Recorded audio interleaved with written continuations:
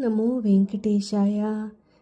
ఆలయ ప్రవేశ ముహూర్తము సమీపించగా దివ్యమంగళ వాయిద్యములు శుభమైన గానములు చేయగా స్తంభములకు అరటి బోదలు, కొబ్బరి గెలలు, చెక్క బోదలు, మామిడి తోరణములు కట్టి అలంకరించారు. సమస్త పుష్పములతోనూ హారములతోనూ ఆనంద నిలయమును ప్రకాశముగా అలంకరించారు. ఇంతలో మహర్షుల వేదఘోష మిన్నుముట్టగా శ్రీనివాసుడు లక్ష్మీదేవి తన ఎడమ చేతి మునివేళ్లతో అందిపుచ్చుకోగా కుడి చేతి చిటికన వేలుతో పద్మావతీదేవి అంగుళిని గ్రహించి ఇరువంకల ఛత్ర చామరములు వీయగా మంగళ స్నానాదులు పూర్తి చేసిన వాడై ప్రవేశమునకై బయలుదేరెను. అప్పటి శ్రీనివాసుని వైభవాన్ని వర్ణించటానికి ఆదిశేషునికి కూడా తరం కాలేదు.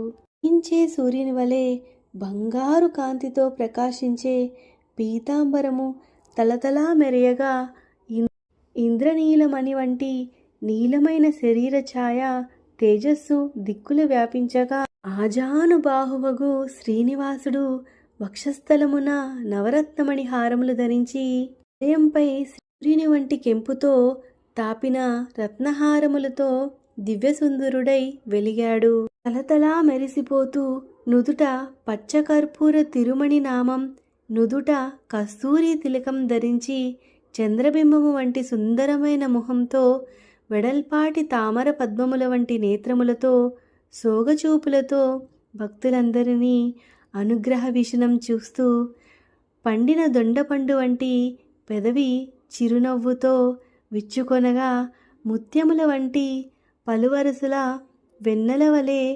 ప్రకాశించగా శ్రీనివాస ప్రభువు దివ్య సుందరమూర్తి అయి జగన్మోహనాకారుడై ఆ సమయంలో లోకములోకెల్లా సమస్త కళ్యాణ గుణములకు సముద్రం వలె ప్రకాశించాడు.